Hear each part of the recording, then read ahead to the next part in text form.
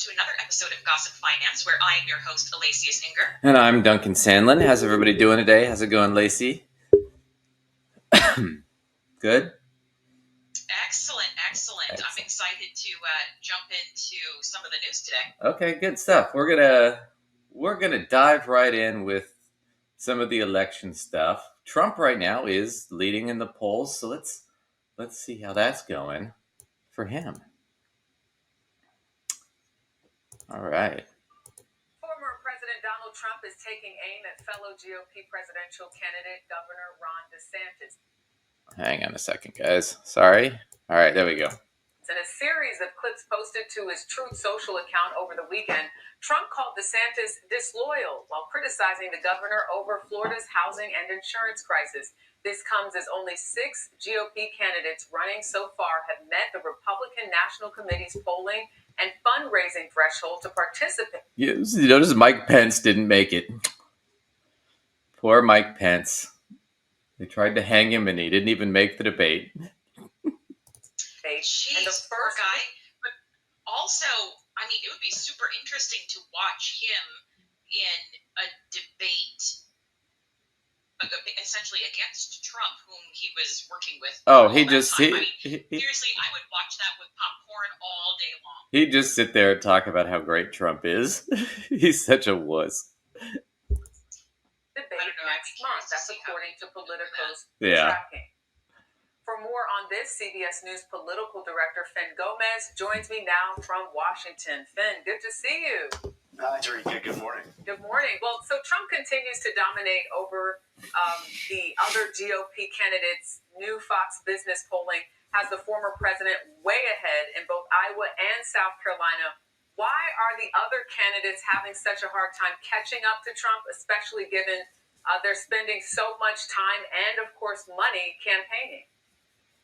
In that poll that you cited, Jerika, he's up by 30 points in that Fox Business News poll, above his closest contender and rival, Ron DeSantis, the Florida governor. But essentially, it's because he's been running. It's for two reasons. One, because essentially the headlines that he's generating because of the Trump investigations, which has only caused his profile to go up. But he's also there's been this confluence of events that have been happening while he gets this focus from this investigations.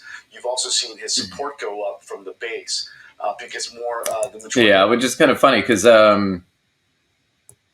so here's the deal. So for those of you who didn't hear, and we're not going to do a clip on it, but I just think it's funny. So he got indicted in New York for the Stormy Daniels thing, for the hush money payment, because that was a campaign finance issue, right? He got tagged in federal court in Miami for the stolen documents, the top secret documents, right?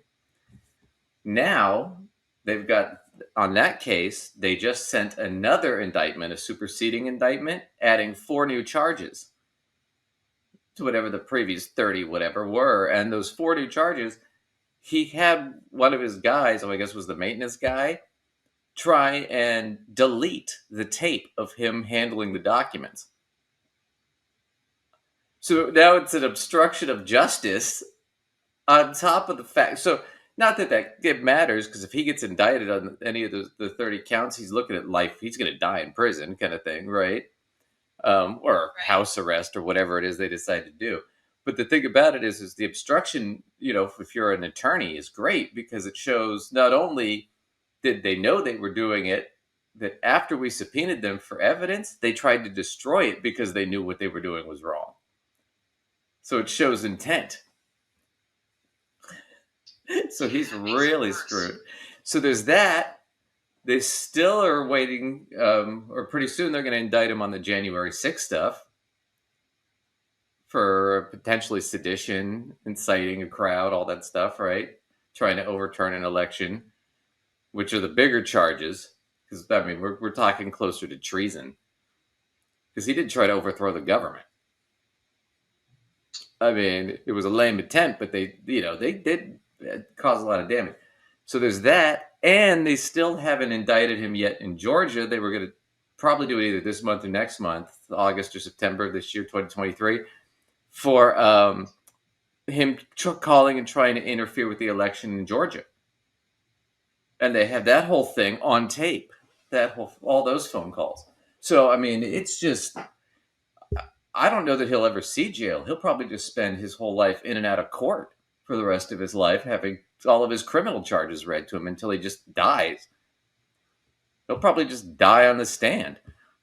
I mean, yeah, quite frankly, I just see this all being drug out so far that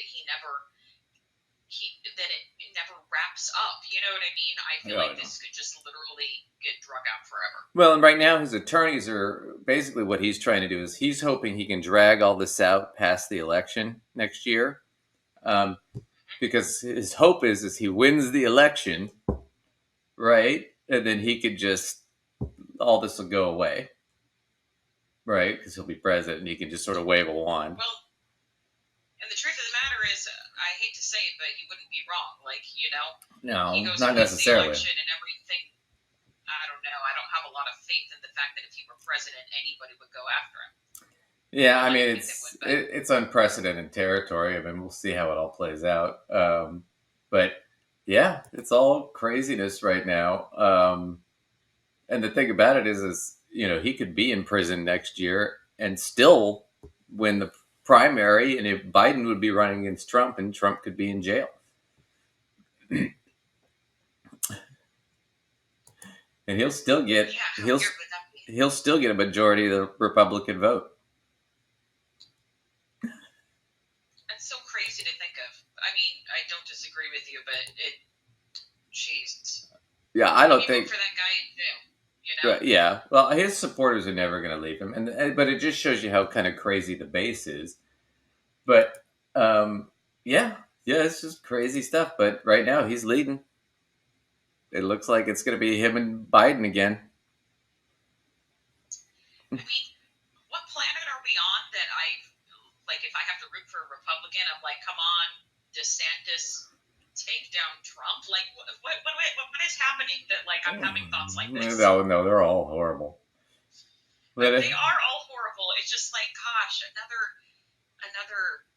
Trump anything feels like too much for me. Like, all the other evils feel like an evil I would rather deal with. Yeah. Yeah. I don't think that Trump's going to win, though. I mean, they've pushed away so much of the moderates, the uninformed voters, right, as we call them, that I think it's kind of over. I mean, most uninformed voters, oh, wait, the guy's been indicted how many times? Most people know he's been indicted. So they're less likely to want to. Even if you don't know anything about the details, most people are aware at least of that part of it. Yeah, that he's a criminal. So speaking of which, here's on the Blaze TV. So Blaze TV is Glenn Beck used to be like the crazy communists are coming to get us guy on Fox News decades ago. And then they fired him, and then he started his own thing called Blaze TV. And here's a show by a guy, Steve Deese, the Steve Deese Show. And Steve Deese is a far right guy, but he's having a hard time right now. He's having second thoughts about things. Life is going tough for Steve here. So let's oh my, all right. Look at that sticker he's got going on. Yeah, the Punisher and all right, let's watch Steve. Since you saw Barbie, you've been so I mean, that's So this is where we stole this from the Majority Report, and they're just going over this, but let's watch it real quick. It's gonna make me go woke. We are going to the mattresses for these people. We are offering them comic. He's talking about Trump and the conservatives, and the term is going to the mat, not the mattresses. I was like, going to the mattresses feels like something dirty. Yeah. I'm like, what are we talking about going Here's to the mattresses. Did you bring enough lube, Steve, when you went to the mattresses? Yeah, what? And I was like, who is he going to the mattresses with? I'm so confused. Okay, here we go. Accommodation. More chances than we'd offer our own family members, for goodness sakes. Oh boy. And for what? To have Rudy Giuliani go down to Georgia and admit that he lied? Have Jason Miller tell the January 6th commission, We all knew it was BS. What is this? Some of you don't like it when I use the cult word, but when you like being treated like a schmuck and ask for more, that is a cult. I'm the mark. I'm the sucker. I want to be such. And I resent the person who tries to get me out of that. Those are marks of groupthink, frankly. So poor Steve Deese having a hard time. But I don't, hey, look, I mean, I don't know how many people are going to come out of it. And a lot of these people are going to die thinking all this was true. That they lied. They did lie about January 6th. They did lie about a lot of the Russia stuff. And they have to admit it now because they're in court. Right? Because they get caught lying in court. They're going to get even more trouble, right? It's perjury. So now it's like they're shocked that they're telling the truth in court. And it's like, but this is how it always goes. Right? This was the same stuff with Fox News, right? Reporting on the election fraud and all that, and then they got sued, right? And then they went to court and no, we knew it was wrong. We just, So I have to say, I would not be surprised for somebody to lie in court about this sort of a topic as well. So like, I don't blame someone for being kind of surprised that actually the truth came out in court. I know it's not legal to lie in court, but to a certain extent, like if you're going to start with a lie, like, you expect the person to like ride that thing all the way through. So it is a little bit surprising when court happens and suddenly it's like, well, right. Well, unless I don't want the pillar of honesty, Well, unless I have evidence that you're lying, in which case you should probably start telling the truth and repenting. Because if you get up there and you continue to lie and I can show for a fact that you're lying, it's not going to make things easier on you, and it's just going to increase your sentence. Because it shows that you're still lying about it. You have no repentance. There's no deal now to be made. You're just full of shit. Oh, I completely agree with you. I'm just saying, I think there's a certain amount that people, once they've committed to a story, want to follow that story through. That's all. No, but in this cases where he's talking about, these guys, we all knew they were lying. It was evident. You could prove it, right? Well, of course. So, yeah. So they were, so he's having I don't blame him. He's having a hard time. We'll watch a little bit more of him, but yeah. This is starting to happen. You've seen this more with especially the moderates starting to realize, it's not equal on both sides. Sent money to stop the steal 3 years ago. How many shows did I waste your time talking about this 3 years ago? How many? I still have not recovered between the election fraud and COVID. I probably have the smallest Facebook following of any major show in this entire industry. I will routinely post things on Facebook at like 2 or 3 comments. It's like Facebook is like, we won't ban you because then you'll whine about it and generate a bunch of publicity. So we'll just make it that no one sees your material at all. Why? Well, that's not really it's not Facebook doing that, dude. It's nobody's watching you. We're not a big show, but we don't sit up here and bitch about it's the conservatives they're trying to stop us from getting our message out. No, we're just not a big show. We're a new show and we're still building, but it's like, this poor guy. And he went to the mattress. Yeah, I don't need to hear about anybody going to the mattress. Yep, he went to the mattress face down, grabbing the headboard. And they took advantage of him. Poor Steve. I did not need that visual in my life. No, didn't need that. I had to do it. All right, so there's that. So yeah, that's what it is Trump's gonna get tagged on something big here. There's just no way you get away with this much stuff. If he does, then it basically tells you that we don't have a justice system anymore. That it really is a two-tiered system. If you're powerful, then you can get away with anything. Which is basically, sorry, part of the whole revolution of this country was, kings should not be able to get away with everything. We shouldn't have to deal with that. But that's just how it goes. We'll see what it all happens, but we still get another over year till the election, right? So, anyway, but while we're still on the election stuff, let's go into Ron DeSantis. So, he did an interview with Megyn Kelly. I can't believe she still has a show. So, I don't know what her show's called. Justifying Low Views with Megyn Kelly? I don't know. Yeah, I don't know what it's called at all. No idea. Anyway, she ripped into him. We're going to watch a little bit of this. So this was, she did an interview with Ron DeSantis. And we're going to go ahead and... So why can't Disney oppose your law? They can. And why can't they promote this agenda in their viewpoint? They can. Without being punished by the state? They're not being punished. We're just simply removing special benefits that they have had that really weren't They were justifiable. worse off when it was done. Okay, so I love how he's such an idiot. So she's asking him a real simple question, right? You went after Disney over all the supporting the LGBT community, right? Because he's anti-gay and all that stuff. So you went after Disney. Why can't Disney, an independent corporation, do their thing without being punished by the state of Florida? I didn't punish them. I just took away their benefits. I didn't. Kind of hard not to see that. Well, I was gonna say, yeah. I was like, "What the hell are you talking about, Ron?"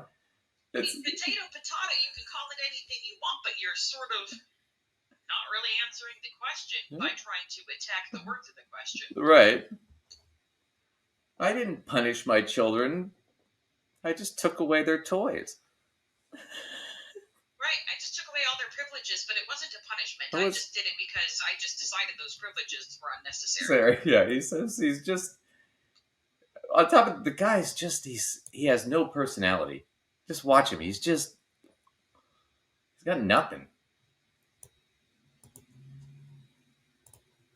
Or before they spoke out? Well, no. I mean, it was, first of all, we didn't actually do anything to Disney. There was a government that had been in place that they had effectively corrupted, which was not the way it was supposed to be. By the way, if you look at how this started in 1968. So we changed the governing structure, which really didn't even impact them directly. They're just indirectly, they don't like it because, they don't get to call the shots anymore. But they are not entitled to corporate welfare. You do not have a constitutional right to corporate welfare. I know that, but it's not about entitlement. It's not about entitlement. If I go to my boss and I say, you sexually harassed me, and then suddenly he reduces my salary from $200,000 to $100,000, that's retaliation. I am worse off. And it's not a defense to say, well, everybody else in the company was getting $100,000. You've reduced my salary. You punished me. No, but that's an employer-employee relationship. I think that's much different. But this is the state taking away a benefit. But your position is basically that Florida should be forced to subsidize Disney regardless of how it's going to use those subsidies, so that they can weaponize the subsidies they get from the state and turn it against state policy. Why would we want to subsidize that behavior? Well, Why should Florida taxpayers I get it. underwrite that? But I don't want a President Gavin Newsom doing this to conservative companies or companies who have a more conservative viewpoint. Well, here's what I would say. I don't think there's... So she's got kind of a good point, kind of not a good point. One, this is where I thought this was interesting. I mean, it is kind of BS, but on both sides. But yeah, you shouldn't. At some point, you have to regulate companies, okay? But at what point do we make that, right? And I would say at the point where it's harmful to civilians or harmful to the people of the state, right? You should be able to say, yeah, no, you're throwing sewage in the river and it's dangerous. Right, you shouldn't be allowed to do that, right? Not you support LGBTQ people, or you made a movie with a gay character, so we're going to take away your subsidies. Now it's Right. now we're not doing it because it's harming people. We're doing it to harm people. To harm a company. Well, and then on top of it, in a sideways way, it's sort of like, it's like censorship. Where Right. we are trying to, in a sideways way, censor you without looking like we're censoring you. Right. Hang on one second. So yeah, I agree. What you're doing is you're essentially, when you censor it, especially like that, is you're saying to other companies, okay, if you don't support whatever social policy, right, or policy I'm interested in, then we're going to punish you too. Now, who does this end up punishing when we're talking about LGBTQ people? Well, we punish Disney for supporting it. So now if your company supports LGBTQ causes, we're going to punish you. So this is political punishment. Right. This isn't like we're doing this to help the people or for the benefit of society. We're doing this because we want to target a specific group. I mean, it's more fascist, kind of what he's doing. She does make a good example of this. You can't say, well, they got this extra benefit, we had this agreement, and now I'm taking it away.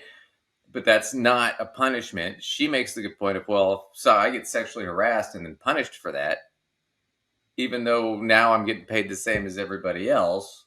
You did take something away from me to make a point, right? So you're still making that point either way. You can't sit there and say you're not.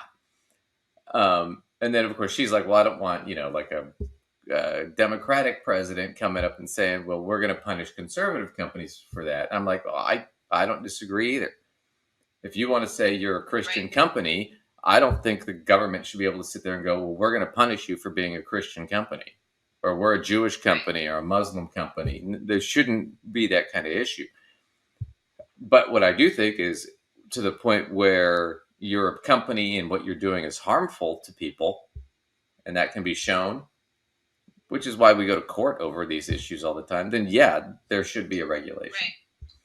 Right. But he's just full of shit on all this. He's just trying to spin this out of the line because he's got nowhere else to go. But we'll go through this. This is Brian Tyler Cohen is talking about this with this interview. We'll watch a little bit more of this real quick. So I think Brian Tyler Cohen makes an interesting point here. Any arrangement in America that mirrored the arrangement Disney had in Florida for many, many decades. I mean, I think it was a unique situation. Nothing quite like Ron DeSantis trying to explain that the thing he did and bragged about isn't the exact thing that he did and bragged about. We literally all saw with our own eyes Ron DeSantis brag about punishing Disney, and now he's insisting that he isn't punishing Disney. When you have Megyn Kelly, a former Fox host who is very clearly aligned with Ron DeSantis on issue after issue, calling him out to his face like this, it's pretty clear that DeSantis' stunt against Disney has backfired and that he's wholly unprepared to answer for it. But for the sake of argument, let's break down exactly why what he's saying is complete BS. So why can't Disney oppose your law? They can. And why can't they promote this agenda in their viewpoint? They can. Without being punished by the state? They're not being punished. Oh, they're not being punished? Really? Ron DeSantis should probably take that up with Ron DeSantis. Here he is literally saying that he's going to punish them by putting a jail right next to their property because they dare disagree with his Don't Say Gay law. You know, one of the things they tried to do was put restrictive covenants on the land that the district owns. So if you look at this whole special district, Walt Disney Corporation obviously owns a lot of it, but the district owns other land. You know, quite frankly, I wasn't even thinking about that land.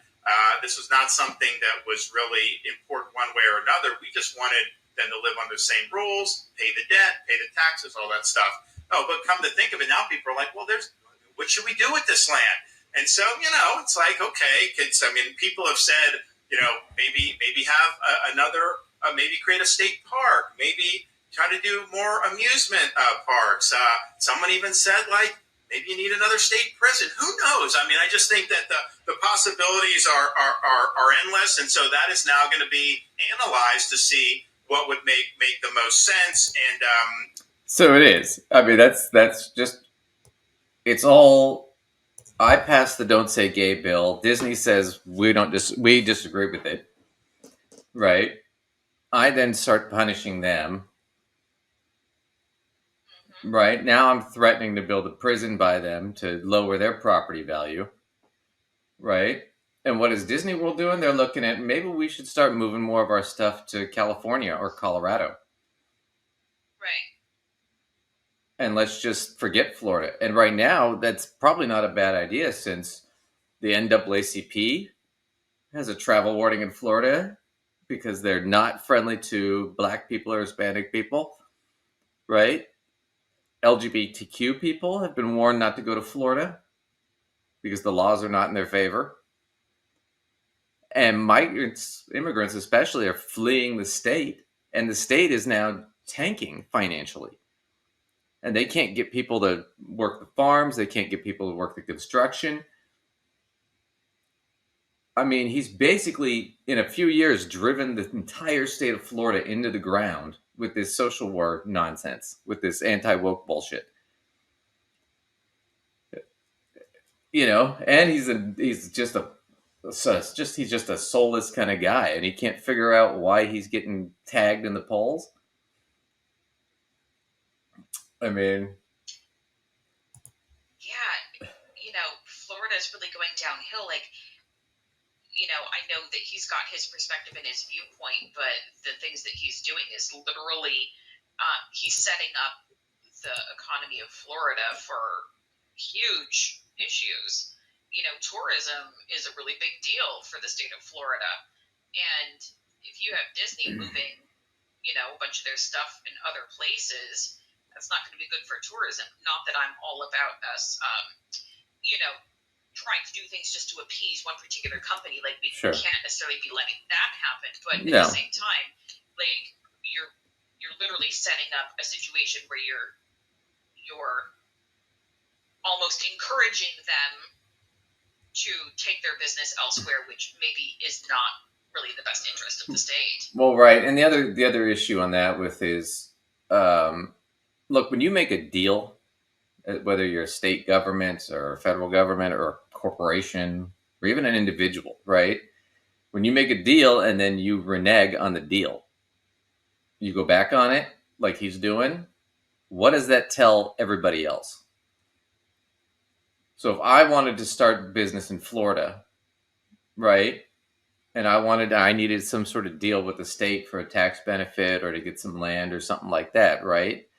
And we cut the deal with the state, but he just screwed over Disney. Why wouldn't he fuck over me? Now you can't trust the state of Florida to keep their deals. Right? So now, if you're a major corporation, if I'm Amazon or something like that, and I want to build a, facility there, I'm less likely to sit there and go, yeah, let's look at somewhere else other than Florida. Right. Because Florida, we know, will go back on everything. So. Right. Florida looks less reliable. Oh yeah. To the eyes of a corporation at that point. Any business. So yeah. Speaking of people so he's tanking in the polls. He's tanking the state of Florida. Speaking of other geniuses tanking stuff, Elon Musk. Everybody's favorite. Oh man. So he's changed Twitter to X, so now it's Twitter X or whatever, and he changed the logo on the building and all that. And I don't think we talked about this, but I think part of the X thing is it's the same reason he hired a new CEO, is he knows Twitter's tanking and he needs a fall person. So he hires a new CEO. I'm going to change the brand, which is stupid. You spent $48 billion, what did you spend on that? And you're going to get rid of the most valuable thing Twitter has, which is its recognition. Everybody knows what Twitter is. Everybody calls it a tweet. Nobody knows, right. And he's calling it X, like the one nothing letter, right? And it's like, okay, X, and now we're not going to call them tweets, we're going to call them X's, and people are like, yeah, no. They're tweets. People, yeah, you don't get to change the social zeitgeist. People do it on their own. I mean, an X is what people used to sign as their name when they were illiterate and could not read and could not write. Right. So, like there's this sort of connotation that has something to do with like being anonymous or like, you know what I mean? Yeah. Nondescript in some way, and I don't know why you would want to change the brand to being that. I mean, it's ridiculous. Well, but even then, so even now that he has the new CEO and he's changed it to X and all that, he's still at the helm, screwing things up. And here's his newest brainchild, and this is John Arcoletti with the Damage Report. He's gonna explain a little bit about what's going on here. Elon Musk is evidently getting more desperate by the day, and I know that because of the new push that they're making to increase advertising revenue on Twitter. And yes, it is still called Twitter. That's official. It's not X, it's Twitter. The company's latest strategy to increase revenue, this is according to the Wall Street Journal, is asking brands to spend at least $1,000 per month on ads in order to maintain their verified status on the platform. Yes. If you do not spend at least $1,000, if you don't give $1,000 to the richest man in the world, they will strip verification away from your account. I'll remind you, verification was a service that was initially free and was done for Twitter's benefit. So the people on the platform would know that the people, and yes, the brands and companies that they're interacting with are actually them. And this is, I think, even more corrosive than it might seem at first. Yes, it's pathetic and it's try hard. Like the fact that Nabisco isn't giving you $1,000 is causing you to lose sleep when you're a multi-billionaire. But it's worse than that, because we already know that when he began to mess with verification, people impersonated brands like Eli Lilly and did serious damage to their stock by impersonating them. This is effectively blackmail. This is Elon Musk saying, if you don't give me $1,000, you'll lose your verification. I have now made the platform so wild and unregulated that you will be impersonated almost instantaneously, and you might get Eli Lilly'd as well. That is the message. So he's kind of nailed it there. I mean, right now, Twitter's so unregulated. I mean, it's basically neo-Nazi heaven right now on Twitter. It's become the wild, wild west on Twitter, honestly. Well, yeah, every time you go on, it's some racist thing or some Nazi thing or whatever. And so that, all that's going on all the time. And it's like, yeah, now it's like, if you don't pay me the $1,000, it's $1,000 a month too, is what he's asking for. At least. Right. And it's like, if you're a company, how keen are you to do that? Right. I mean, and not just because it's like you care, like Eli Lilly would care on $1,000 a month. It's not that much to them, but I mean, it's pennies to them, if anything. But it's a matter of principle of people don't like being told to pay for shit they don't want to pay for. Right? I mean, that's a really good way to start losing customers, is to start overcharging. Right. It's like, yeah, iced tea is $1, but you got to pay me the extra 50 cents for ice. People be like, fuck you. Right? Yeah, they're like, nah, never mind. I'll go pay $2. Yeah, I'll go pay $2 down the street. Just I don't have to deal with this shit. Right.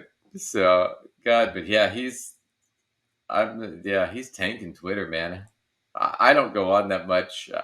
I never really did, but even now, it's like, especially every time I go on, it's some crazy right-wing racist. I mean, they have gone way, way off the board. So fun. I like Twitter quite a lot, really, but yeah, it's just everything is going downhill over there. It kind of starts to seem like a why bother. Yeah, I mean, and it's just sad. I mean, it's not really sad, but it's like, here you are, you're a billionaire. How much did he spend? It was like 48 billion or 148 billion. I can't remember what the total was. I ain't gonna remember. But you spend all that money, which he blew. And I want to remind everybody of this too, because this was such a funny story. He initially was like pushed to buy Twitter, right? And then he got himself wrapped up in a contract to buy them for whatever, let's say it was 48 billion. Anyway, So he gets wrapped up with this contract, and then he tries to get out of the contract, right? And he's done this before with other stuff where he'll like I'm going to buy it, and then he decides not to, just so he can get the headline. Well, the problem is the executives of Twitter were smart enough to get him into a locked-in contract. So when he tried to get out of it, they were like, nope, as long as we comply with the contract, you have to buy it for that price. And it was one of those things where he was forced to buy Twitter. So he tried to play this little chicken game he did for press, and then he got tied into it. And now he's driven it into the ground. I mean, he's such an idiot. I mean, I don't know what to say. He's not a genius. He didn't invent Tesla. He bought Tesla from the two guys who started that company. He didn't start Tesla. He didn't invent any of that shit. Well, the question is like, is it idiocy or genius? Is he really that dumb, or like, is there some reason he would want to own all this shit and drive it into the ground? And like, it doesn't make any sense to me. It looks like idiocy, but then you stop and wonder how somebody could be that dumb, and then you have to stop and think, like, are they being super smart in some way I don't understand? No, but see, that's the problem, is people think that, and it's like, he's not, though. He is that dumb. You got to stop. I keep telling, like, when people like, well, Trump is doing this, and it's part of some genius plan, and no, it wasn't. None of that was part of any genius plan. You got to stop thinking these guys are playing three-dimensional chess. They're not. They've got one checker on the board, and they don't know how it moves. That's pretty much all that they've got. And the whole thing about especially guys like Trump and Musk is they grew up with so much money, they've never had to do anything. There's always been somebody else to do it for them. They've never had to think about any of this stuff. Yep. Speaking of other rich guys who are just totally nuts because no one ever challenges them on anything, RFK. Now, I want to talk about this for a second because we did a thing a couple weeks ago. What was it? On RFK. And RFK did this whole spiel about the COVID-19 virus, right? Was a bioweapon that was manufactured, and it kills mainly white and black people, but it doesn't kill Chinese people or Ashkenazi Jews. And we were making fun of how crazy and racist that was. We do get a lot of views from conservatives. They don't subscribe, and you guys really should subscribe because you can hate us more if you subscribe. But we got a bunch of, and I answered some of these where they were like, why is that racist? How is that racist? How is that racist? And I'm like, how is it racist? I'm like, okay, let me give you an example. I finally had to do this. In Nazi Germany, right, before the war, they, newspapers there, the Nazis pushed all this stories in the newspapers about how the Polish people were ethnically cleansing Germans living in Poland, which wasn't happening, didn't occur. But they pushed all these stories. Why? To get the Nazi people, the Nazis and the German people riled up that the Poles are evil, so we need to invade Poland. We did the exact same thing with WMDs in Iraq. And a lot of the anti-Muslim shit that was going on here in the United States back in the early 2000s. You remember all that. You couldn't say anything nice about Islam or just say, well, no, most of those people don't hate us. If you'd have said that back then, you'd have been fucking lynched politically. Right?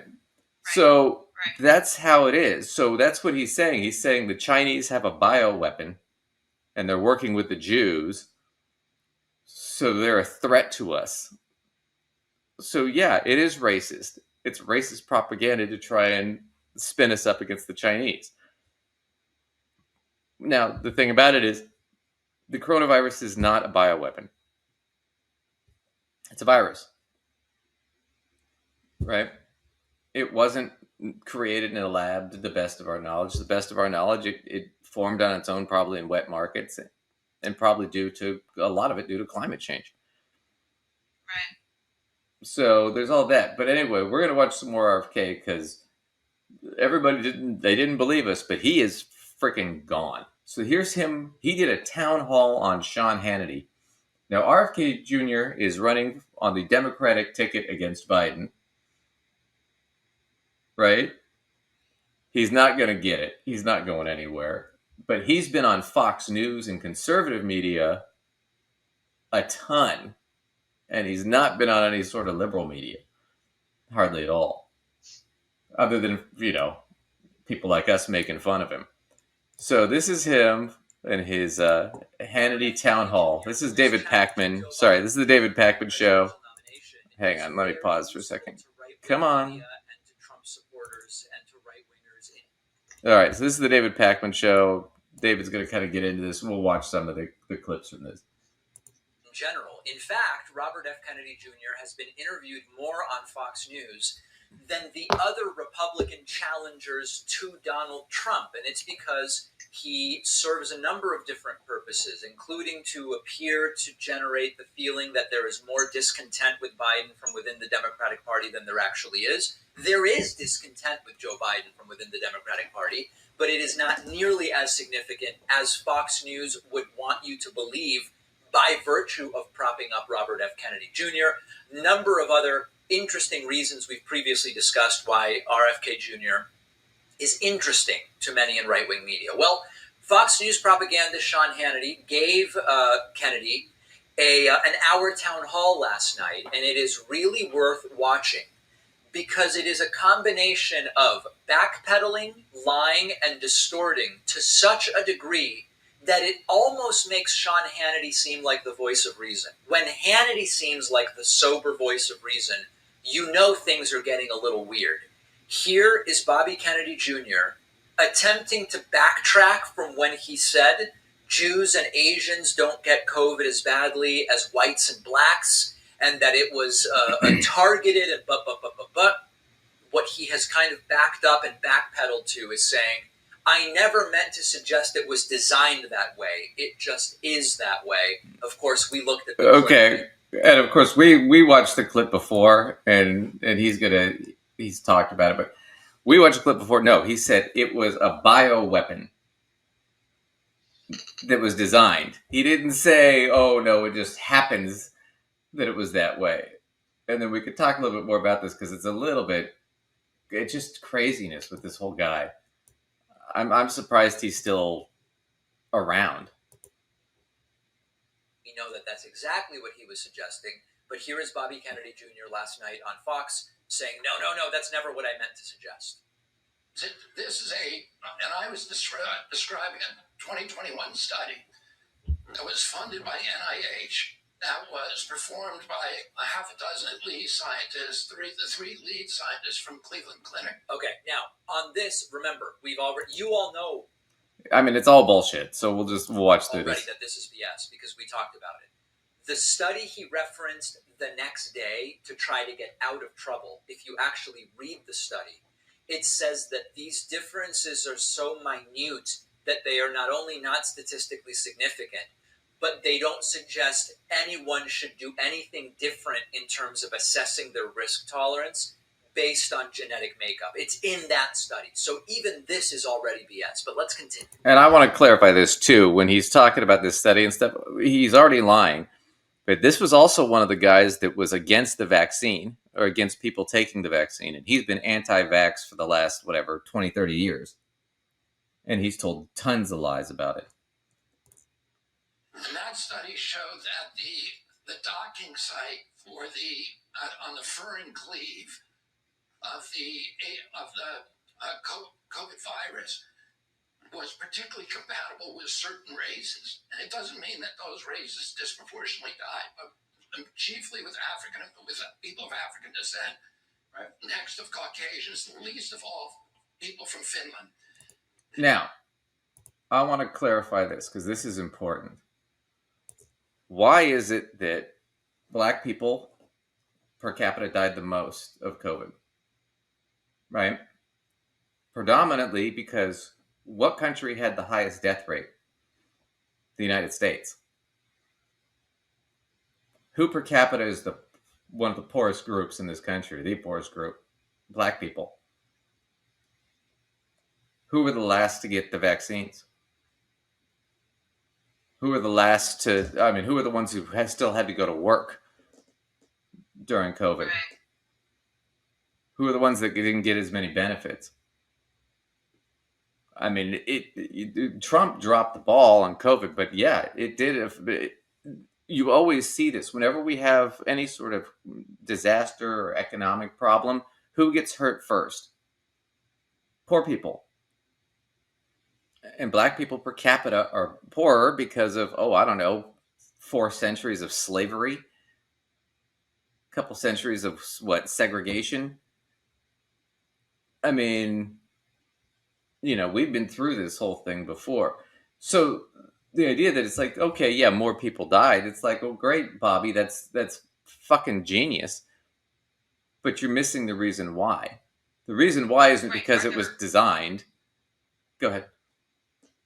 Are there circumstances, that are relating to it? Who still had to go to work? Who has how much access to health care?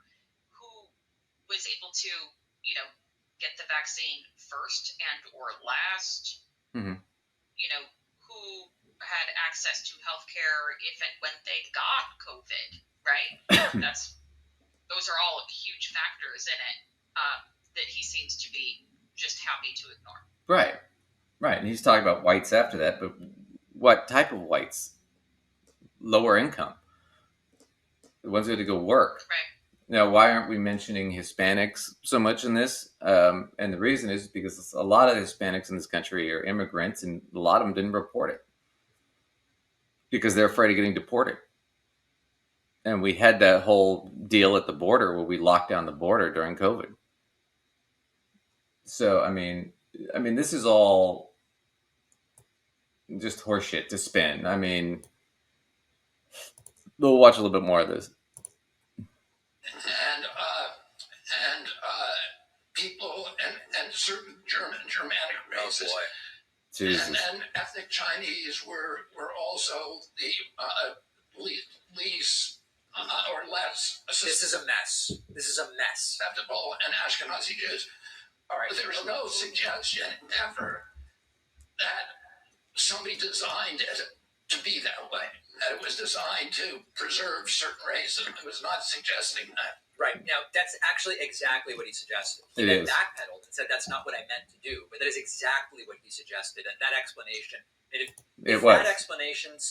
that was exactly what he said. You remember that from a couple of weeks ago. He exactly said this was a bioweapon designed to do this. So we'll skip ahead a little bit. Let's see if we can get to some more of this town hall shit, because this is just craziness. You use the design of agreement. So Ukraine to appease. Oh shit! Okay, let me qualify this one. So this was Ukraine. His whole thing on Ukraine. This is how crazy this guy is. Which goes back to the whole, when you're a rich kid growing up, I guess you can just be nuts because somebody else is always there to clean it up for you. He thinks the United States forced Ukraine into war with Russia because we want to go to war with Russia. Which is insane. Ukraine's at war with Russia because Russia invaded Ukraine. Right. Putin invaded. If we really want to go to war with Russia, why aren't we at war with Russia? We could just go right now. Why aren't we giving F-16s to Ukraine? Because that would flip the war pretty quick. Right. Why did we vote against Ukraine joining NATO? Why? Because if Ukraine joins NATO right now, then NATO's at war with Russia, which means we're at war with Russia. So this whole thing about Biden and the government wants to go to war with Russia, we've been doing everything we can to avoid a war with Russia right now. Why? Because they have nukes. and millions would die instantly. I mean, it wouldn't be a long war, but it would be a freaking devastating war. Right. So this is just total insanity that he thinks that we're trying to go to war with Russia and we pushed Ukraine into this. That's fucking insane. If we needed a reason to go to war with Russia, we already have a bunch. We could just go right now. The problem is that nobody wants to, and I would not say that's a problem. That's probably the best solution right now is to not rattle the saber. But geez, I mean, this is how nuts he is. But listen to this. Rather, who I think is evil. They've already given up Crimea; it was annexed. So what? They have to give up the Donbass area. The Ukraine, because of our pushing the Ukraine into the war on two occasions, We pushed them into it, or well, let me answer your question. In 2019, France, Germany, and Russia all agreed to the Minsk Accords. That year, Zelensky ran for president. He was a comedian, he had no political experience. Why did he win? Because he ran on one issue, signing the Minsk Accords. As soon as he got in there, Victoria Nuland in the White House told him he couldn't do it. Then Putin sends 40,000 troops in. That's not enough to... Crowd's dead, by the way. Crowd has no clue what he's talking Yeah, about. this is all fucking nuts. He wanted us to come to the negotiation. He wanted somebody to come to the negotiating table. Zelensky came to the negotiating table, signed a new agreement that was the Minsk Accords 2 in 2022, and that would have allowed Donbass to stay, and Lugansk to stay, to remain as part of Ukraine. We said Putin signed it, Zelensky initialed it, and Putin, in good faith, began withdrawing troops from the Ukraine. What happened? We sent Boris Johnson over there to torpedo it. Nope. Because we don't want peace. We want the war with Russia. So the crowd liking the idea of Biden as the warmonger, right? That's the only part they react to. We want war with Russia. It would be impossible in this segment to unwind all of the dates. Yeah, I was going to say, and we're not going to go through it either, but everything was bullshit that he said. None of that is even remotely true. And frankly, you know, it's not something we're going to sit here and deal with on this show. I mean, because this is not a show where we talk about international politics. Not unless it's a financial thing. But yeah, so that's it. So for all you guys who got pissed at us about ripping on Bobby Kennedy for being a liar and a racist and a nutbag, you can comment below, baby. If you don't like it, come on the show and we'll debate it. We can talk about it. We invite people all the time to come on the show. No one ever takes us up. Everybody always chickens out on us. So anyway, we'll wrap that up for the news. So that'll be it for our news segment for today. But yeah, just craziness. Craziness. Just when you think it can't get weirder, something else just pops up. Yeah, one of these nut jobs just jumps out of nowhere. So let's do this. So I want to talk about, right now there's a kind of a big labor movement happening in the U.S. for the first time in decades. And there's a lot of people striking, a lot of people trying to unionize. And we thought maybe we'd talk about kind of what's going on with that. You up for that? Yep, that's all right. So let's dive in. So this is CBS News talking a little bit about it. I'll get the volume turned up here for you guys. Being called the hot labor summer. From Hollywood to hotels, workers have been walking off the job. Recent data from Cornell University shows around 119,000 U.S. workers were on strike as of May. You can see a fraction of that were on strike in 2021 and 2022. And the demands from employees appear to be the same across different industries. Better conditions, protections, and pay. For more on this, let's bring in Seth Harris. He was the former acting U.S. Labor Secretary in 2013 under then President Obama. Seth, thank you so much for being with us. So your alma mater, Cornell University, has found major worker strikes increased by more than 50% in 2022. The Labor Department says that's the second highest level in 2 decades. So what's going on? Well, John, I'd say that there are 3 things. One is the pandemic, the second is profits, and the third is the political economy. Workers are very angry about how they were treated during the pandemic, particularly frontline workers. Mm-hmm. They put themselves at risk. Their employers didn't do everything they could to protect them. And so workers felt that the only way to protect themselves going into the future was to come together with their co-workers and organize. Profits at the same time rose dramatically. Think of Amazon, think of UPS. They were making money hand over fist, but they were not sharing that money with the workers who were producing those profits. And finally, we have very tight labor markets, very low unemployment rate, and a president who is very pro-union. All of that helps workers to increase their bargaining power with their employers. 4 million workers are quitting their jobs every month. That means they can go out and find another job fairly easily. That's their assessment. Well, if you can quit your job, you can strike, and there'll always be another job available for you. So I think he did a pretty good job there.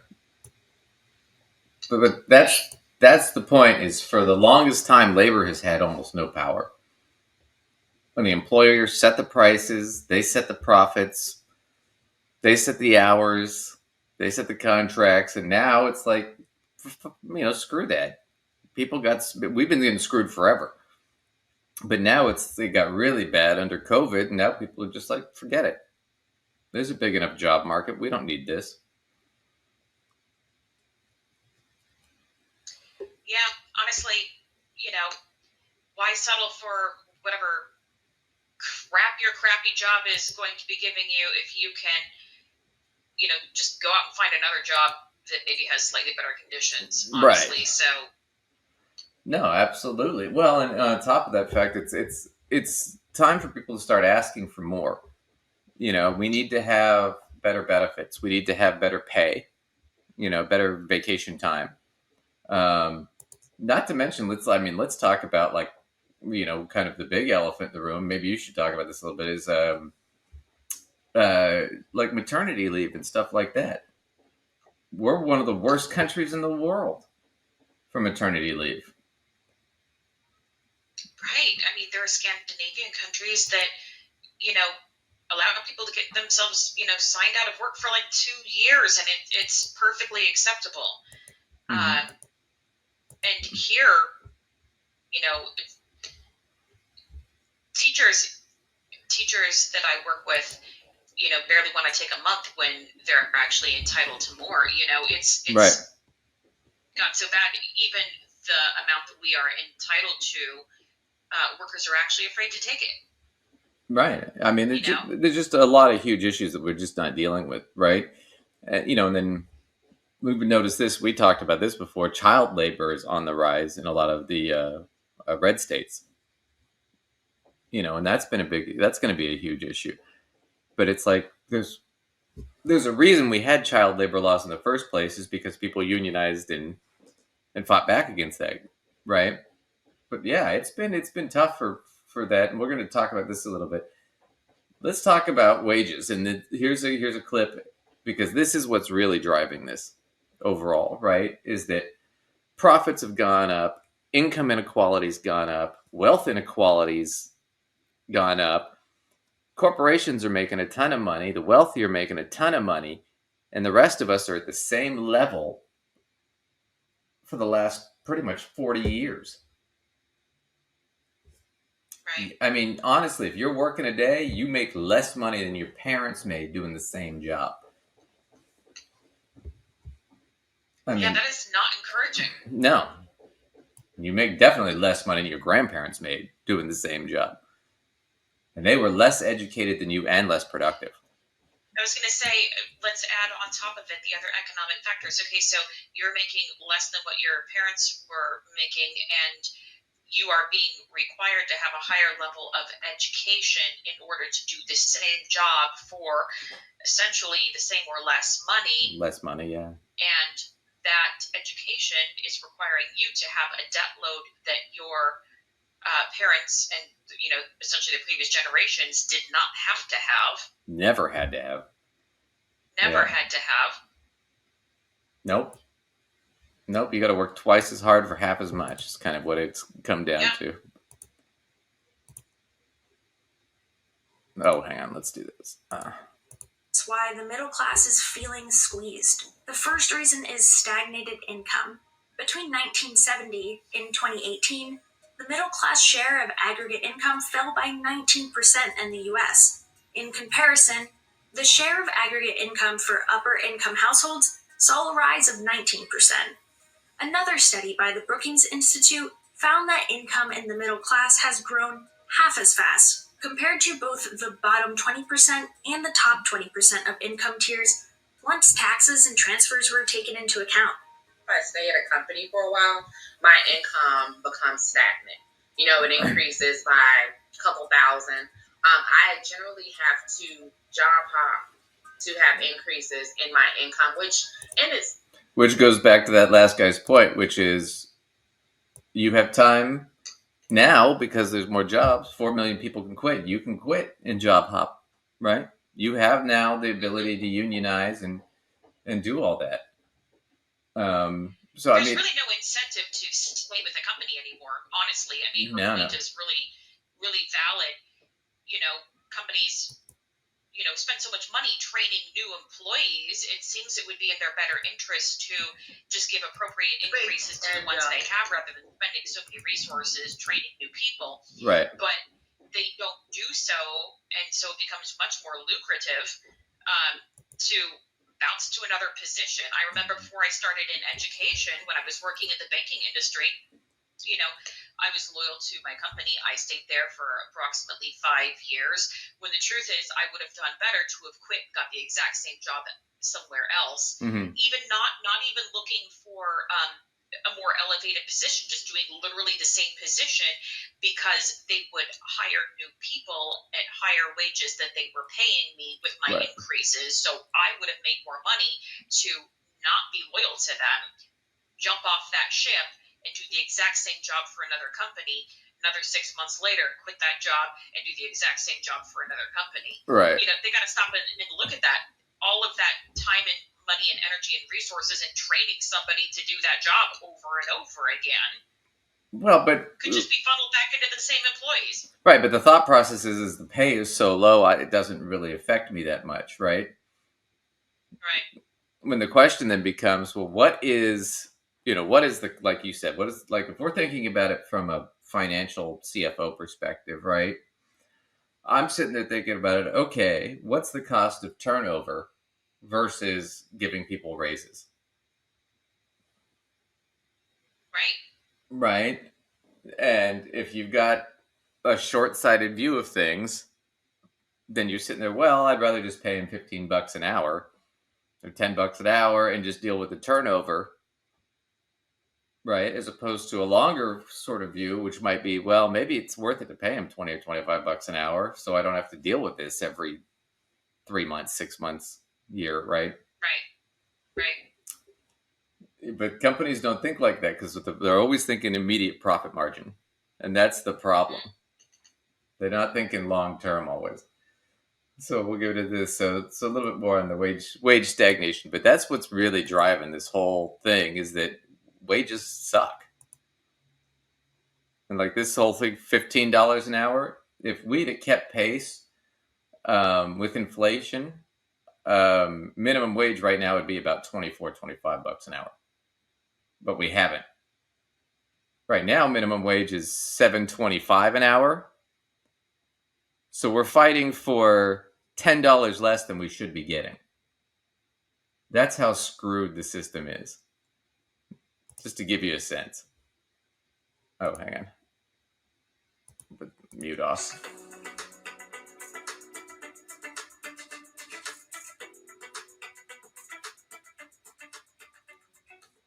We Wages in America have stagnated since the early 1970s. But it was 1979 when the gap between workers' productivity and wage began to substantially increase. Between 1979 and 2020, workers' wages grew by 17.5%, while productivity grew over 3 times as fast at 61.8%. It's not true that wages haven't grown at all.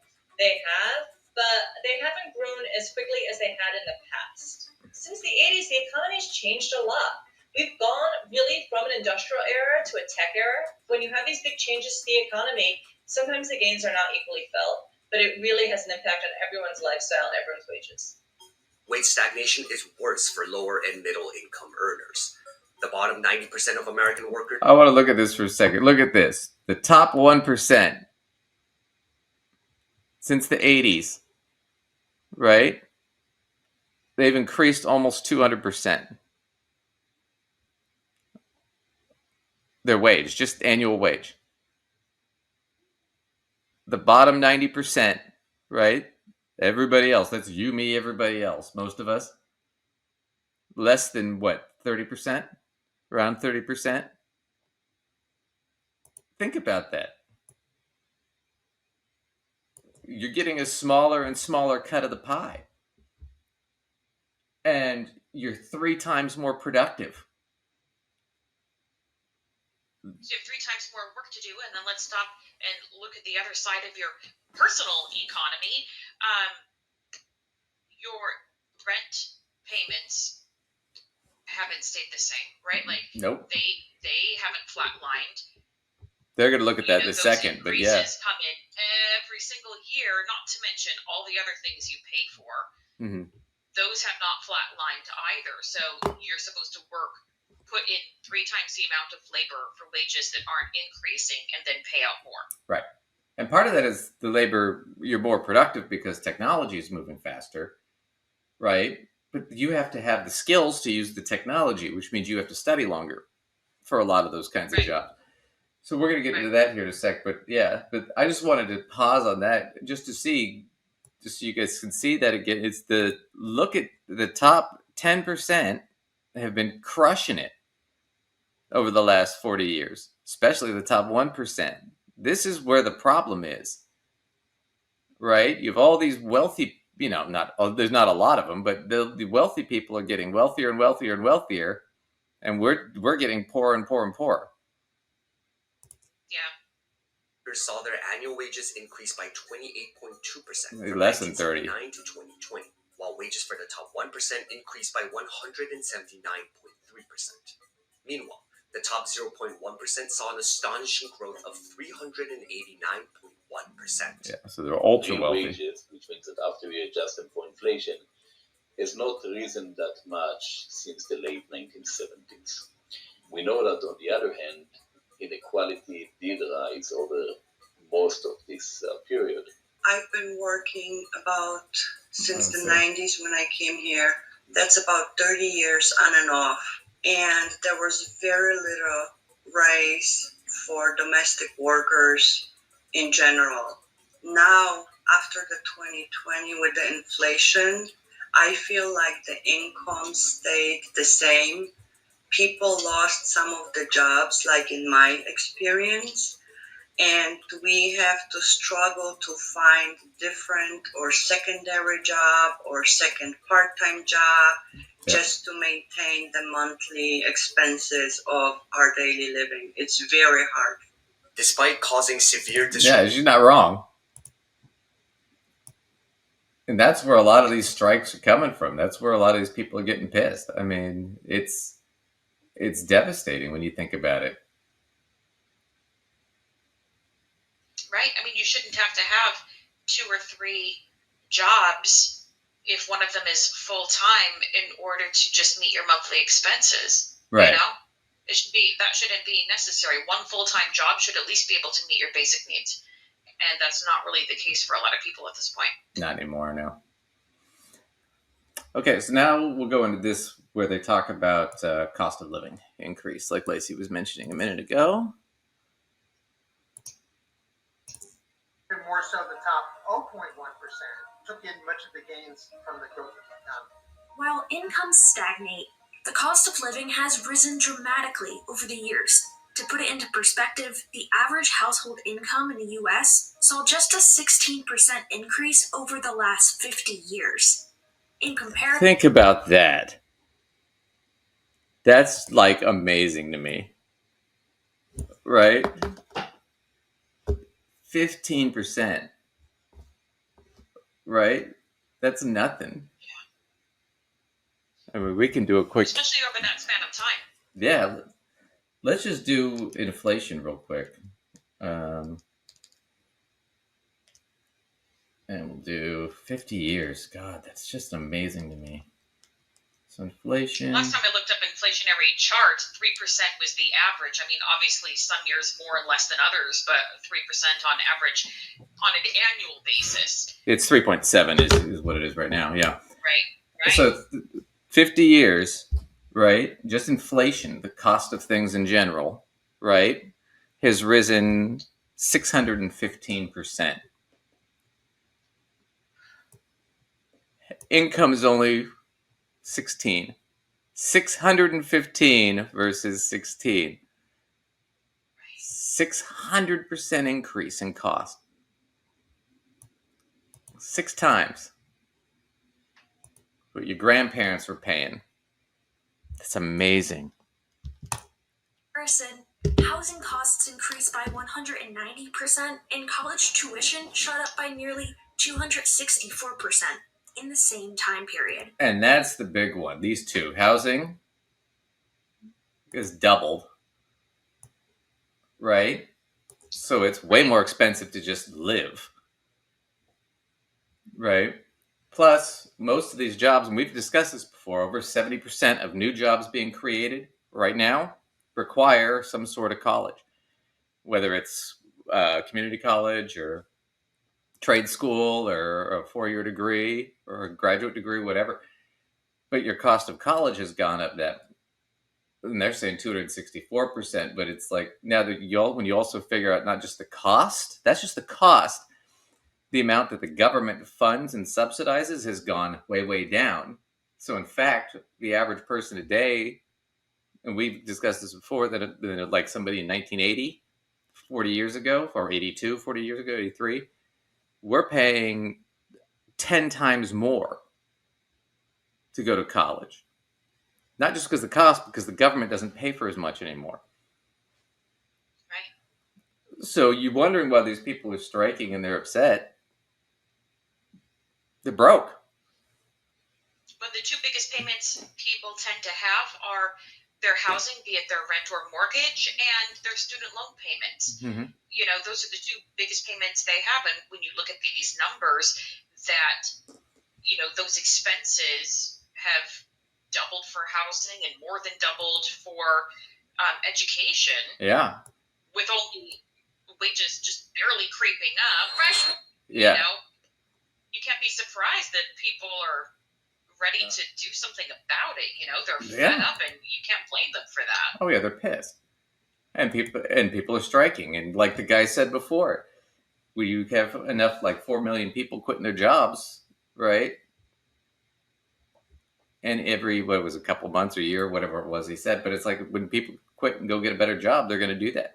So there's all this turnover, and that's why like they talk about the quiet quitting and all this shit, which is just corporate speak for, you know, why can't we retain workers at the current price? Right. Because the current price sucks, and that's what we've been harping on it forever. But that's the problem: is people are underpaid.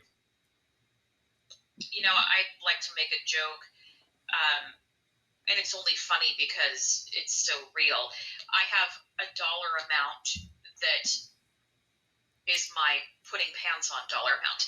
I'm not bothering to get up and put pants on for less than blank per hour. Right. Because when you like stop and literally do the math on it, you know, people want to blame workers for being lazy, etc. Right. But I think if you do the math on it, everybody has their pants dollar amount, so to speak. Like, it's not worth me putting pants on if it's less than this, because it literally doesn't become worth my time for it. Right. And everybody's dollar amount might be different based on their circumstance and what they do for a living, but you can't blame people for having that. They're not showing up to do your labor for nothing. If it's not actually, even meeting their basic expenses, they're going to throw up their arms at a certain point and say, screw that, it's not worth it for me. I still can't meet my needs on this. Right. Well, labor could just be undone. Yeah, and when things get bad enough, it's the old joke in finance of you want good financial advice? Well, if you go get a 30-year mortgage at a bank, you spend 30 years paying all that off. If you go rob a bank, you do 10 years where you get to live for free, and if you hide that money, you get to keep the money. For more financial advice, give me a call, right? It's like, but yeah, when things get bad enough, people start thinking that way. It's the whole joke about the drug trade, right? Especially the 80s, 70s, and 80s. And, you got guys doing 10 years for robbing 10 grand from a bank, right? And they're sitting next to like these drippy hippie guys who are doing a year or 2 years for moving $2 million worth of fucking weed. I mean, work it out. You're in the wrong business if you're still robbing banks. We should be moving weed. I'll do 2 years for $2 million. Right? Oh, man. Well, anyway, yeah, we'll. I mean, that was pretty much the whole point. It's gotten to the point where people are they're fed up, and this is why you're seeing the big labor movement, and that's what's going on. But we'll move on. Let's do some fun clips and wrap up here. How about that? Okay, so I've got some Dave Ramsey ones. Let's do this one first, and if we have the time, we'll do the next one. Hang on a sec. So let me see if it gets teed up here real quick while we go through commercials. So this one is Dave Ramsey's going to explain. This is actually apropos. I didn't catch that, but yeah. He's going to explain what really caused inflation. This is what really caused it. Not what the experts we heard before said. This is Dave. Why do I feel like it's about to become my fault? Is this about to be my fault? I don't think so. Okay. It is. Well, I don't know. Are you a worker? It probably is going to be your fault. It might be my fault. Let's see what he says.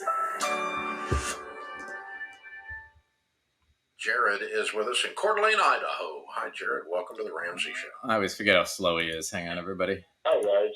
Hey. I have a question regarding cost of living raises compared to inflation. I personally enjoy giving my customers the cheapest service available, yet to keep up with inflation, we have to give raises. How do those two things mesh together? And is there anything we can do to battle the inflation as a business owner? No, not. Your job is not the macroeconomy. Your job is to run your business, and that means take care of your family and the families that you pay. That's your job. The macroeconomy discussion is that when things go up, when the cost of a loaf of bread, the cost of a service, the cost of a pack of hot dogs, whatever it is you want to call it, a gallon of gas, when the cost of that goes up, one of the reasons the cost of the item has gone up to the consumer when you raise your prices in business is because their cost of goods has gone up. If their cost of goods are, for instance, if we print a book, a total money makeover, a Baby Steps Millionaires book, well, the cost of paper has gone up 30% in the last 24 months. All right. And so that's going to be built into my pricing on the next book that we put out. Agreed? If the cost of that book includes a dock worker to do the shipping and a truck driver to deliver it, and both of those people get paid more by me to bring me that book, then yada, yada. Yeah, we know. Cost goes up, then prices go up. Yeah, we know. So anytime you pay people more inside your business, you have to absorb that in price changes. And so price increases are always... Well, you don't always. That's... This is real basic, okay? Right. If the price goes up, then the price goes up, and you have to do something about that. Which means either you have to cut costs somewhere else, or you have to raise your prices. Right? Right. Now, whether you're doing macro or microeconomics, like as a business owner, right? The bottom line is this: is if you raise prices, demand is going to go down, right? So there's two sides of this coin, and he always misses the main one, which is demand. He's just looking at supply, right? Is it just me, or does, because he hasn't mentioned demand at all, right? So here's the deal: if he starts raising the prices of his books, there's a certain price where demand's going to go down that he's going to lose money. Right? So you're trying to find that happy balance, which is what is the price I can set it at where I'm going to make the most amount of money.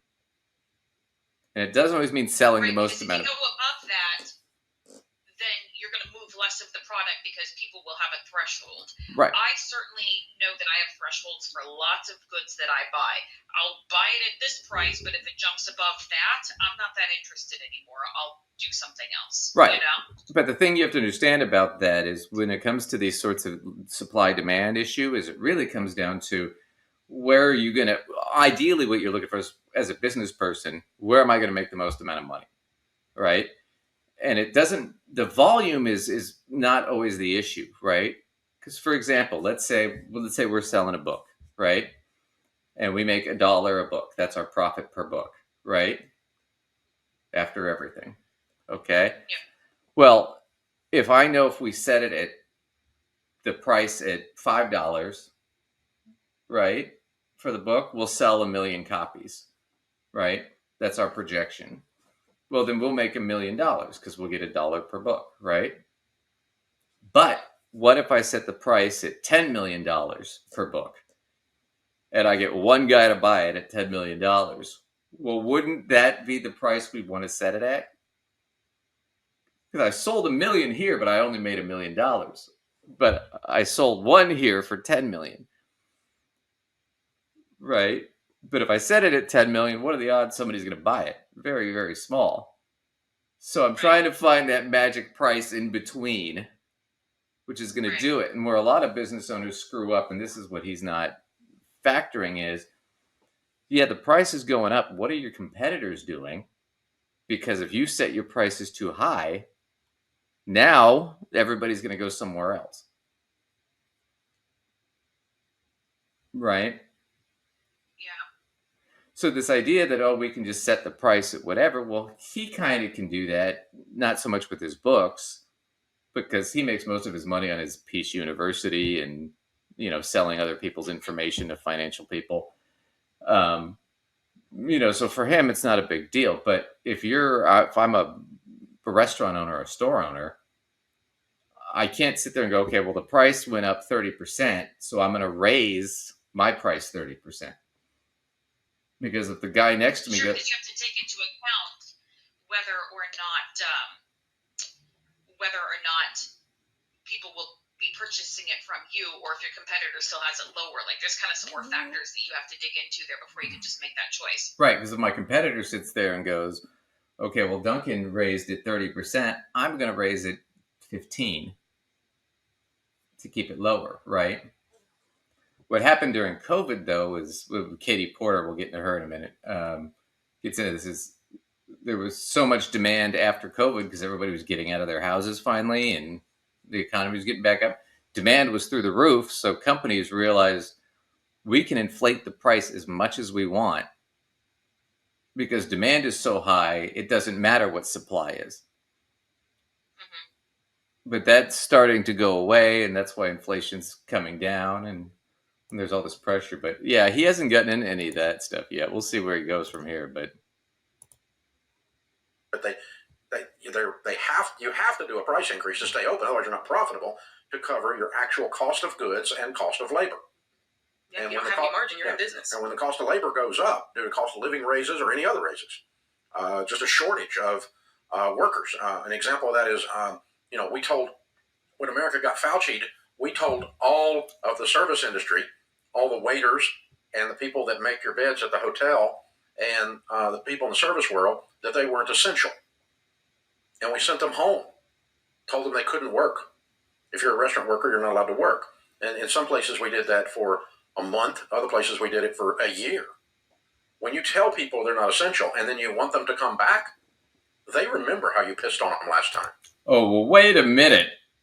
He's got that backwards. You're also playing outside the lines. You do it quiet and you...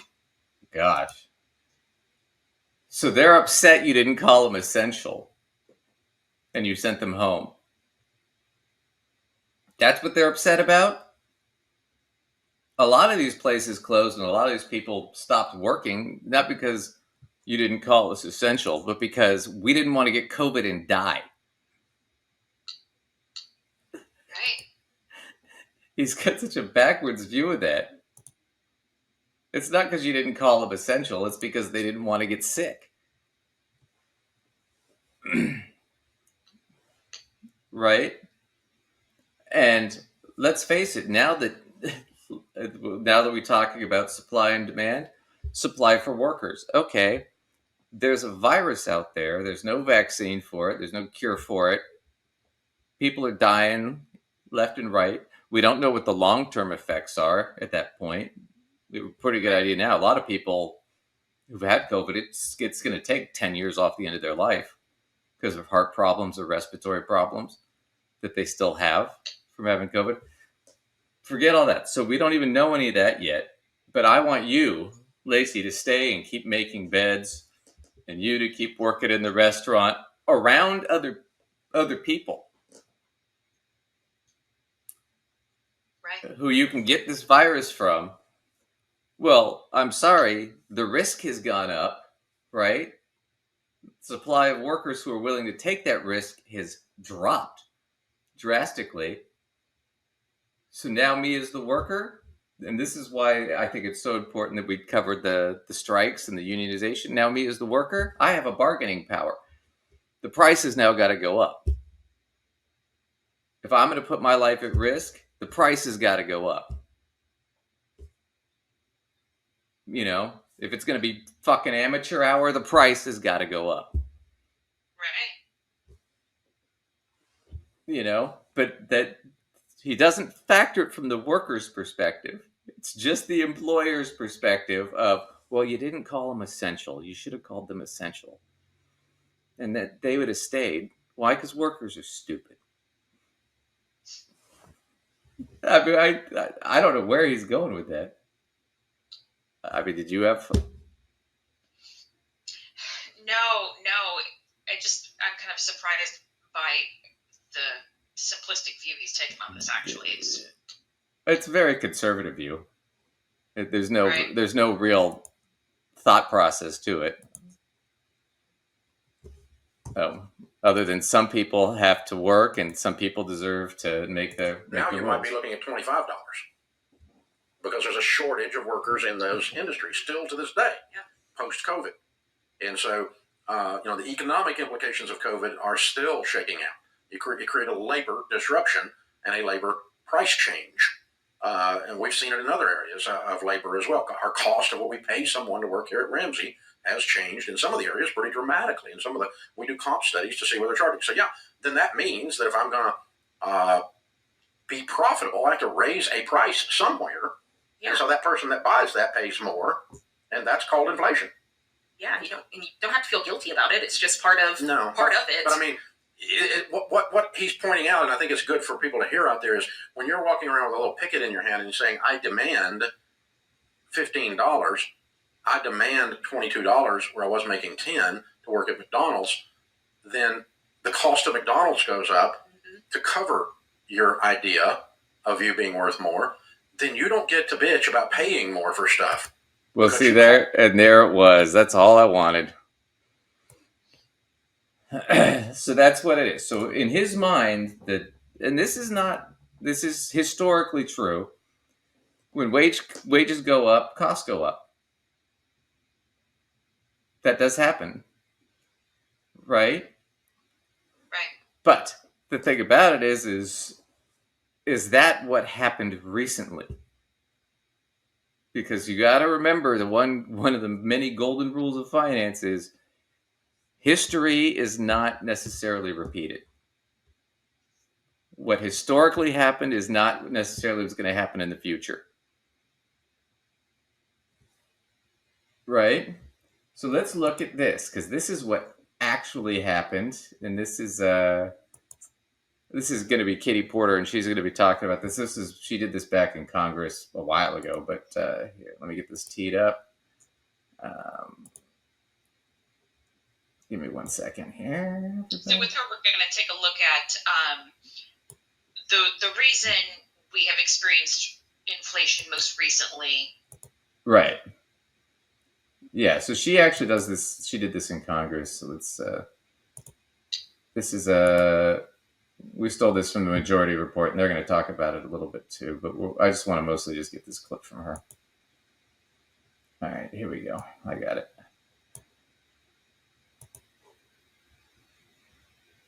All right, here we go. According to this chart, what is the biggest driver of inflation during the pandemic? The dark blue is the recent period. It would be corporate profits.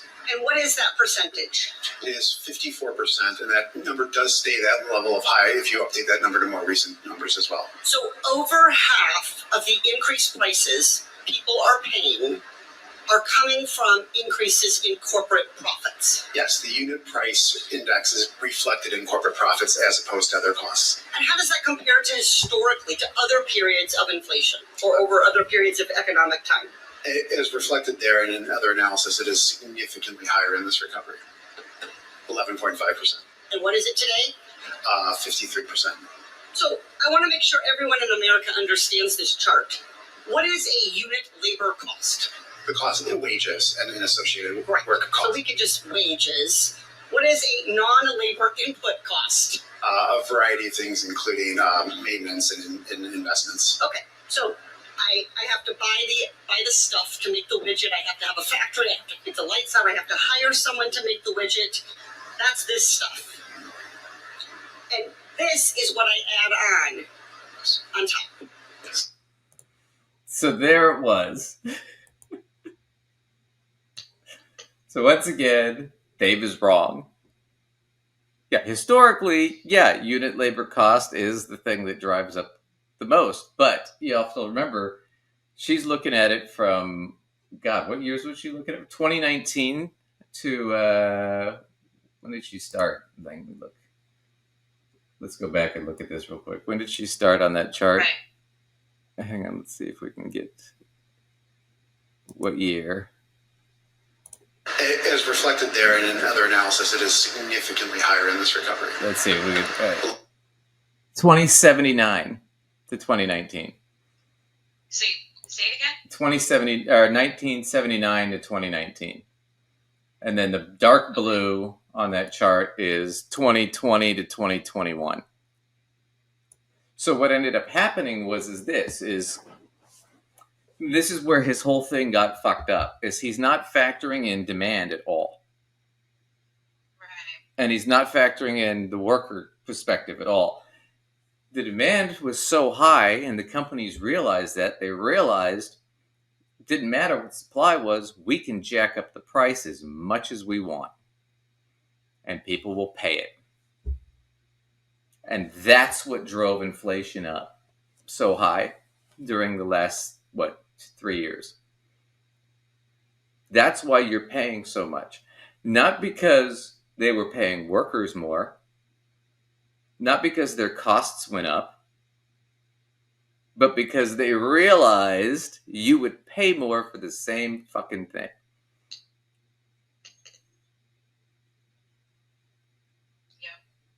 So for him to sit there and say, well, this is what, historically, yeah, if your wages go up, you got to raise prices or do whatever you got to do, right?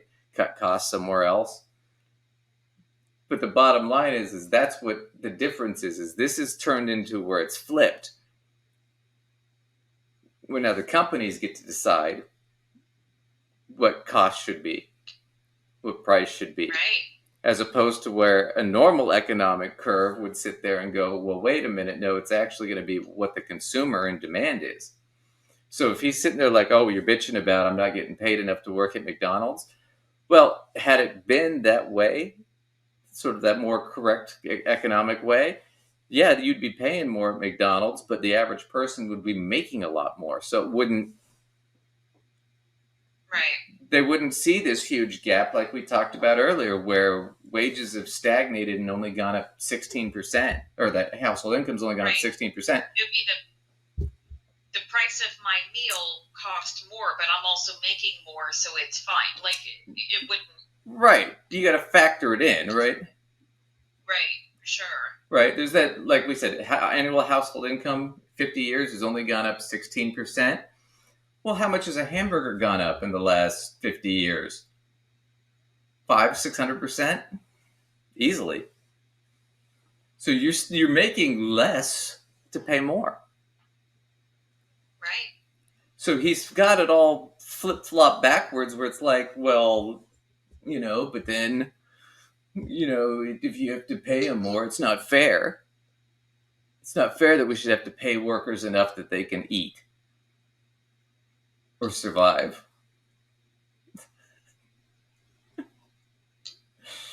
Oh, he's just such a wonderful human being. Oh gosh. Oh man. It's so short-sighted in his analysis. And he doesn't ever have an analysis. He just regurgitates right-wing talking points he sees on Fox and things he half read in the Wall Street Journal.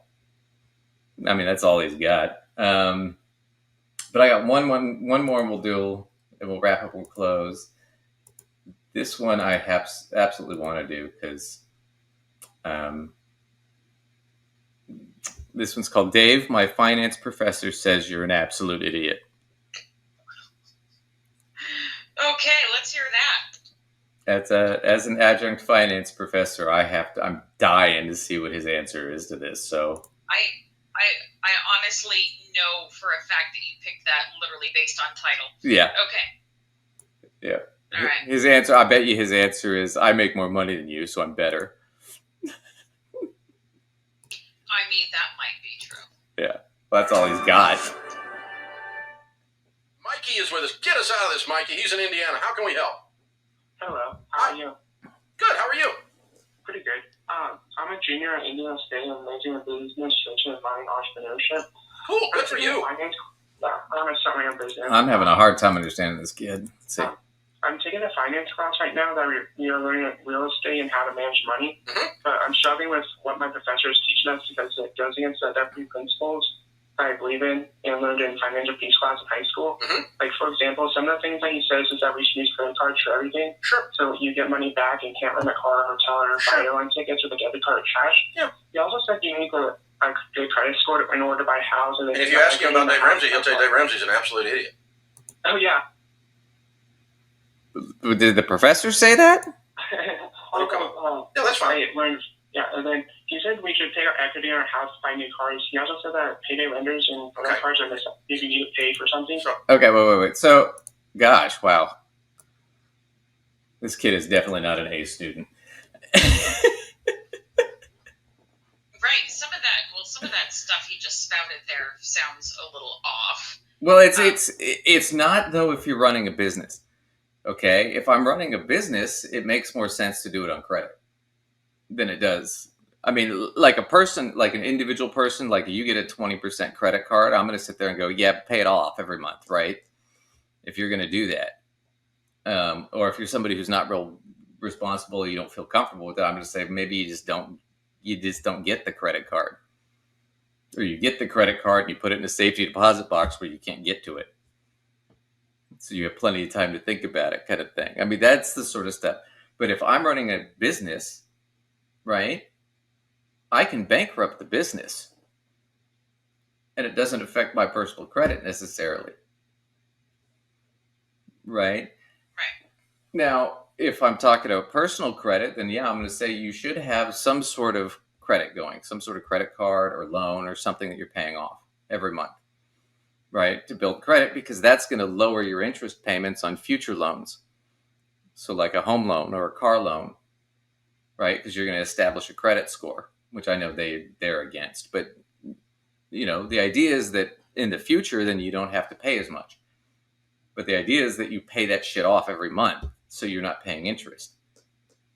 Right. Right, of course. Right?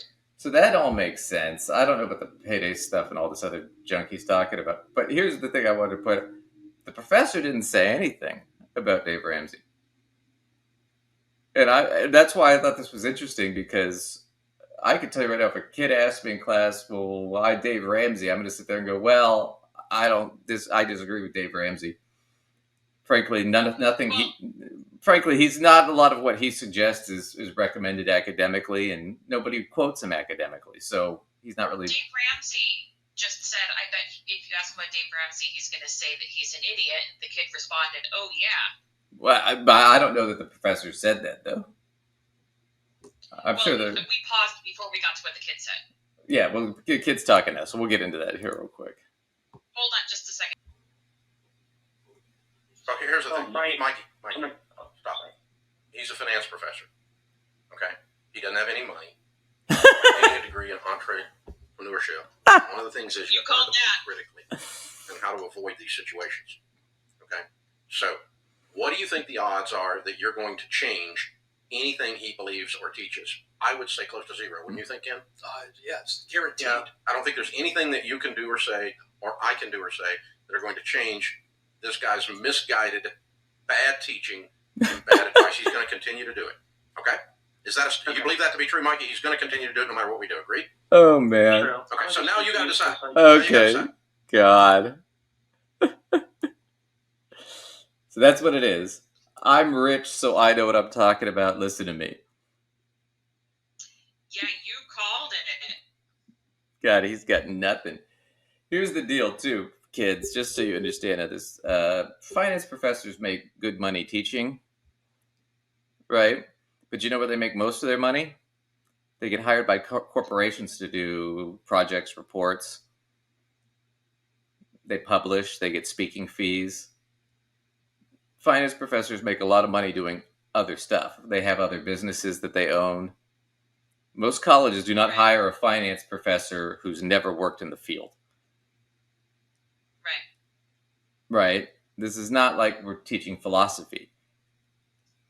Right? They want somebody who's been in finance, who's worked in finance, who's run companies.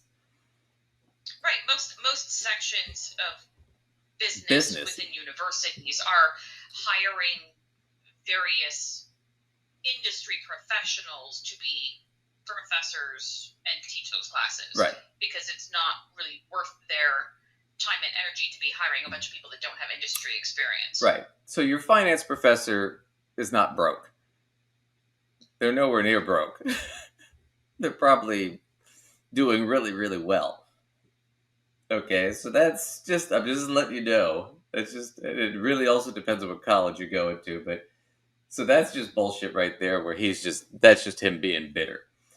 And the bottom line is, he's not accepted academically, he's a joke academically, but no one on this show, I gotta remind you every time, has a background in finance. He might have a finance degree in corporate finance from he got an 80-something, but he doesn't have a background in personal finance.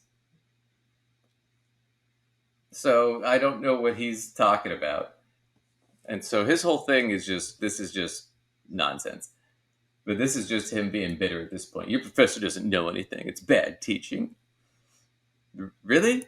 The entire academic community. Hundreds of thousands of us in the finance field. We're all wrong and Dave is right. That's his argument. That does sound like the argument we're hearing here. Yeah, I fucking love it. Are you going to pass the class or not? Yeah, I have an A in that class. Just pass the class and move on. Okay. Because you're not going to change the guy, and you're way too smart to follow what he's saying. You know he's wrong. You've got good critical thinking skills. You've compared his advice to what you've learned from us, and his advice came up short. And you found our stuff to be the truth. My joke always is that I learned to borrow money from my finance professor in college who was broke. A finance professor that's broke is like a shop teacher with missing fingers. I've been telling that joke for 25 years, and it still gets a laugh. Yeah, it's still fun. Oh, yeah. Everybody's laughing. Nobody laughed at that joke. And furthermore, your finance professor, like I said, isn't broke.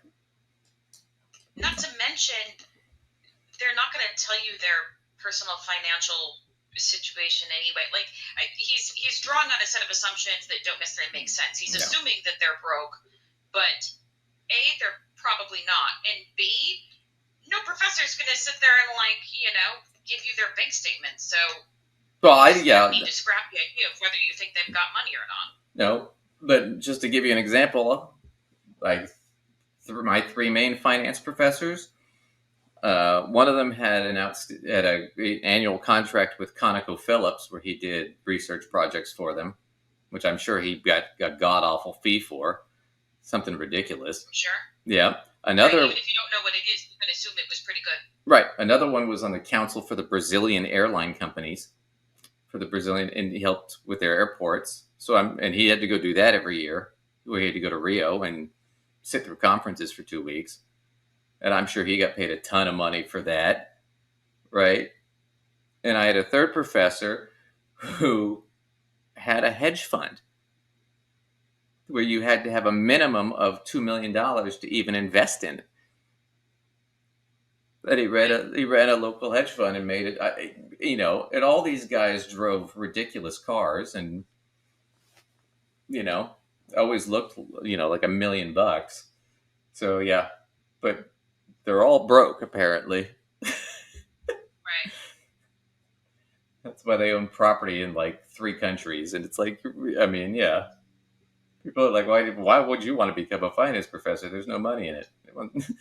In the teaching, not that much, but all the other shit. All the other stuff that they're doing. Because once you have professor in front of your name, guess what? Since we talked about supply and demand earlier, demand goes up. So the price goes up. Right.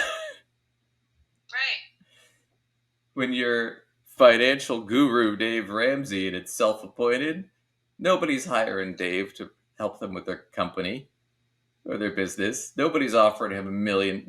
He makes all of his money on advertising and selling crap to people. Right.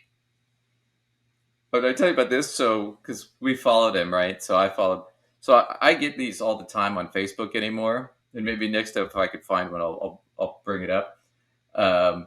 So since I'm registered as a financial advisor and all that stuff, he keeps sending me these things where they want me to buy the names of people that sign up on his website. Oh. So I can solicit them. So that's how shady this is. So here's a prospect list that you can poach my viewers. Funny, because that's exactly the case let's here. Add to that. Here's a add to that. Yeah. He also, I think he calls them Smart Vestor Pros or he's got some funny name for it like that.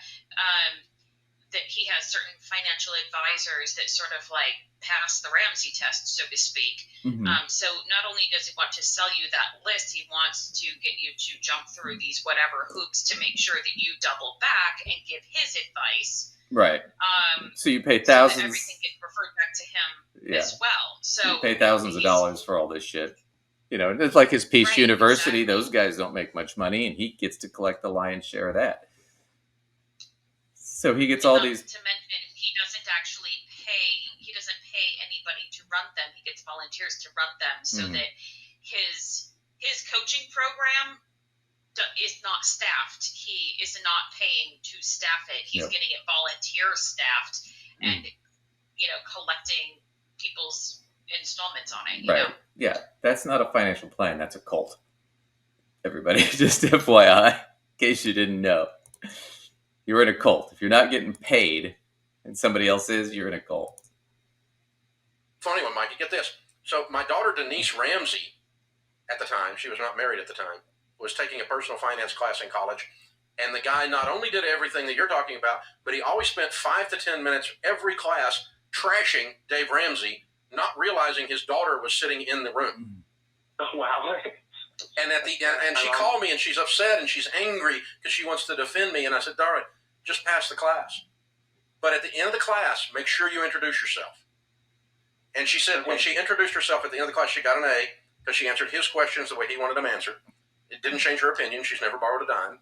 Didn't change anything. And then she introduced herself at the end of the class and said, I've been sitting here for the entire time listening to you trash my father. But I wanted to make sure that you knew I was here and that you gave me an A, and I want to thank you for the A. And she said the guy almost threw up. He almost lost it. He almost lost his cookie. I don't believe that story at all. That's horseshit. One, it's unprofessional. I don't know. He might have had a reaction because he might have felt a little bit bad that the girl was sitting there listening to him trash her father. I don't think he trashed him all the time. I think probably it came up once, and he just said, Dave Ramsey doesn't know what he's talking about. That was probably it. Because how unprofessional would that be? We do it on this show because it's funny. But we show evidence and clips of him saying stupid shit like this all the time. Right. You know? So, yeah, that's different. Like, I'm not going to tell my student, if my students will go, I like Dave Ramsey, I'm going to tell them, well, let's look at what Dave Ramsey says and let's look at what the alternatives are and see which one's right. It doesn't do any good to say, well, that guy's just an idiot. No, teach them. This is why he's an idiot. They need to learn some skills rather than just, like, take your opinion for it. Right. Why is the credit thing a better solution? Well, it's a better solution in a business to go off of credit and debt and not use your own money, because if you have to go bankrupt, you don't lose your own money. Right. And if they go, well, Dave Ramsey says that's a bad idea. Well, it's like, well, wait a minute. Dave did the same thing. Right. He bankrupted his business and he got a $300,000 forgiveness on all his loans and credit. I'll bet you they use credit all the time at the Ramsey Solutions. I bet you they have corporate credit cards and all that shit. They'd be stupid not to. It's too expensive. Right. So, anyway, we'll just end with that. But, yep, your professors are broke and they don't know anything. It's Worthington's Law all over again, right? If you're rich, you obviously know more. It's not because you just got lucky. Or you grew up with in a wealthier family like Dave did. Oh, brother. I always love he bitches about, oh, we were so poor. My dad only made $17,000 a year in 1972. And it's like, yeah, that was like $180,000 a year today.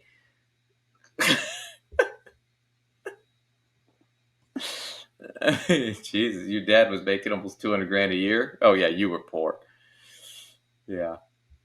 Anyway, well, we're gonna wrap up the show with that because it's just too good. Where can everybody catch you, Lacey? All right. As always, you can find my material on mysensewithsense.com. You can find pieces I've written, information about workshops I do, and coaching courses. If you have any questions about those items, or you want to give us topic requests, you want to come on the show and talk to us, or have some clips you'd like us to see, feel free to email us. Duncan, where can people email us? You can email us down below. It's gossipfinancead@outlook.com. Thanks, everybody, for joining us, and we will catch you next time.